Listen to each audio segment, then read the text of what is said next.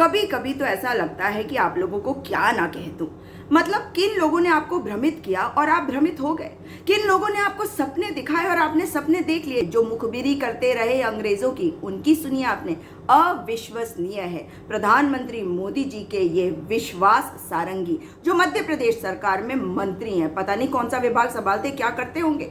इनका कहना है कि पंडित नेहरू ने जो भाषण दिया था 15 अगस्त 1947 को, जब देश आजाद हुआ, जब हमारे देश में एक सुई भी नहीं बनती थी बेवकूफ, उस दिन जो भाषण दिया, उसी की गलती की वजह से, उस भाषण की गलती की वजह से आज देश की अर्थव्यवस्था बिगड़ी है। अब बता लो इस मूर्ख को क्या कहोगे।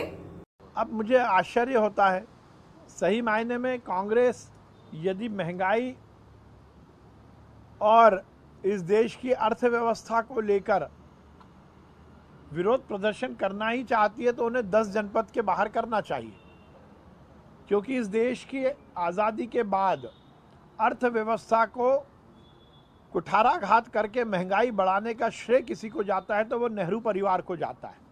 महंगाई एक दो दिन में नहीं बढ़ती, अर्थव्यवस्थाओं की नींव एक दो दिन में नहीं रखी जाती।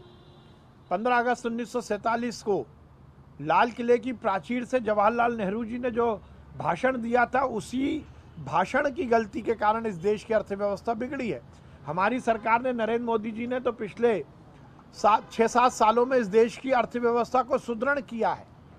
इस देश की अर्थव्यवस्था में जनधन योजना के माध्यम से गरीब जनता का समावेश किया है। पहले नेहरू परिवार के कारण और कांग्रेस के कारण इस देश की अर्थव्यवस्था चंद उद्योगपतियों के तक सीमित थी। टाटा, अंबानी जैसे लोग ही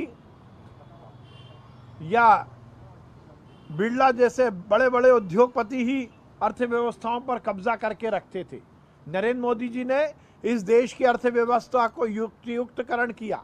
उद्योगपति तो समावेशित रहे ही, पर उसके साथ साथ गरीब जनता का भी समावेश अर्थव्यवस्था में हो। इस देश की अर्थव्यवस्था में जो सुदृढ़ीकरण नरेंद्र मोदी जी के समय हुआ है, वो अपने आप में दुनिया के लिए एक स्टडी मॉडल है।